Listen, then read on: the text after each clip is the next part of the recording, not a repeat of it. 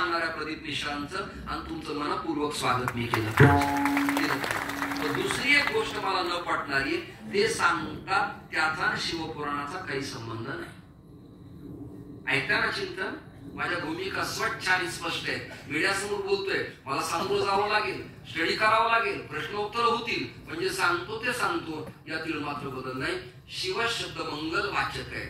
मला कित्येक लोकांनी फोन केले, शिवपुराण तुम्ही सांगाल काय? मी म्हणालो, शिव शब्दाची उत्पत्ती सुद्धा मला नीट न कळल्यामुळं शिवपुराण मी सांगू शकत नाही. देवी भागवत मला कळलं नाही. जे कळलंच नाही, आगाजे झालेच नाही, जे माहिती नाही, ते कसं काय सांगायचं? मला भागवत येतं, संत चरित्र येतात, आणि येणाऱ्या काळात ब्रह्मवैवर्त पुराण नावाच्या ग्रंथावर मी समीक्षा येणाऱ्या महाराष्ट्रात करणार, गौतमी खंडातल्या. म्हणजे येत नाही ते येतं म्हणणं आणि समाजाला वेडात काढणं बरं नाही.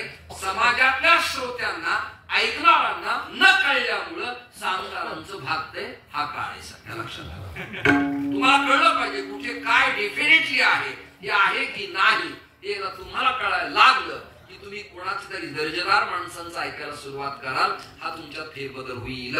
10:47 झाले, वेळ माझा संपला. नाम घेता विघ्ने जाय, त्याचा महिमा वर्णू काय. विघ्नांच्या राशी समाप्त होतात, अभद्राणी कर्णांत वातय ध्वनी येते. हनुमंताने शिव नाव उच्चारलं रे उच्चारलं की पापाच्या राक्षी समाप्त होऊन जातात आणि ऊर्जा प्राप्त होते. कपी कुळाचे मंडन, शरण एका जनार्दन. कपी म्हणजे वानर, अशा कुळात. मंडन म्हणजे मांडणी मांडणारा, आणि खंडन म्हणजे एखाद्या समोरच्या व्यक्तीच्या मताला फोडणारा, मोडणारा. मंडन आणि खंडन. वेळ माझा समाप्त झालाय. मी विपुल वेळेचं बंधन फार पाळलेलं आहे. यांच्या आल्या आल्या टाळकऱ्यांच्या मुखातून निघालं, फार वेळ होतो, उशीरच होतो. 11:45 वाजतात, 10:30 वाजतात, 11:15 वाजतात. आपण कशासाठी मागं पुढं पाहायचंय? माझ्या हातात ईश्वराने हे मापन दिल्यामुळं म्हणलो की वटवट कशासाठी करायची आहे? किती वेळ तुम्हाला सांगितलं, तुम्ही जर बदलत नसाल तर कशाला मी त्रास घ्यायचा? कल्पना करा तुम्ही. काहीतरी सांगून एखाद्या अक्षरानं 4 लोकांनी जरी माळा घातल्या, धर्माच्या पथावर पाऊल टाकलं ना, तर या गावातल्या सुवर्ण महोत्सवाचा पाम फिटला. मी त्याचं नळी कुंकिली सोनारी इकडून तिकडे. काय त्याचा अर्थ आहे? वक्ता येतो, त्याला दिल्या जातो, तो जातो, तुम्ही आहे तिथे राहता. तुमच्यात बदल होणं गरजेचं आहे ना. तुम्ही बदलला पाहिजे. तुम्ही सकाळी उठल्या उठल्या मुलींना मुलांना जवळ घेतलं पाहिजे. म्हणा काराग्रे वसती लक्ष्मी, कर मध्ये सरस्वती, कर मुले तू गोविंदम, प्रभाते कर दर्शनम, प्रभाते कप दर्शनम, नाही कर दर्शनम. हे तुम्ही म्हणायला पाहिजे. संध्याकाळी शुभंकरोती म्हणायला पाहिजे.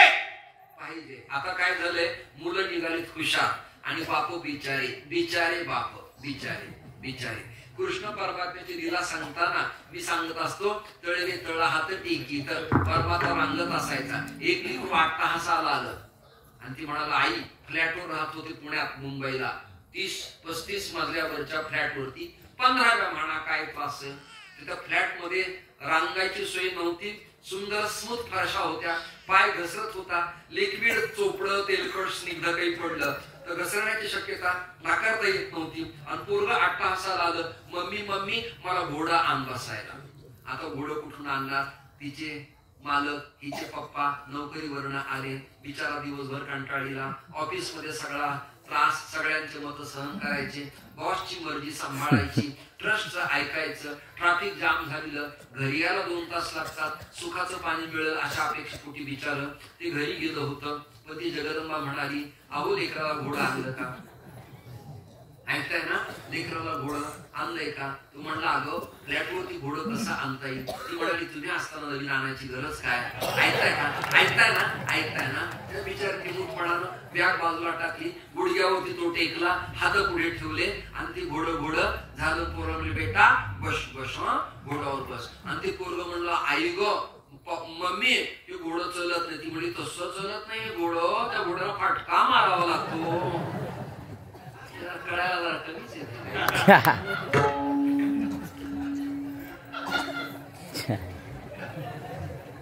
इफेक्ट असा रिप्ले नाही तसा पाहिजे. चला, वेळ माझा संपलाय. मुळातच बॉल मारला ना की तेवढ्या वेगानं परत आला पाहिजे. वाक्य दिलं ना तिकडे वाक्या बात असली पाहिजे. काय मंड पडायला लागला का काय? हे ऐकायला 4G लागतं. 4G 5G निघाले का ना? मग कळतं नाही तर काही माझा अजिबात नाही, अजिबात नाही. एक महाराज म्हणाले, बाहेर मी काहीच घेत नाही, मला आत चाला. हे कळालं. एक बुवा म्हणाले, माझ्या घशाला त्रास होतोय. डॉक्टर म्हणाले, तुमचा घसा मी कायमचा बंद करतो. जरा दृष्टांत झाला. त्या लेव्हलला असतात, ते लेव्हल सोडून खालचे आरडाओरडा कोशाळणं मला शक्य होणार नाही.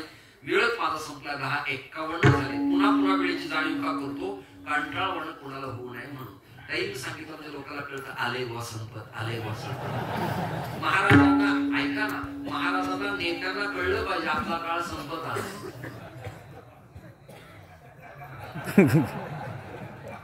लोकांनी उठावं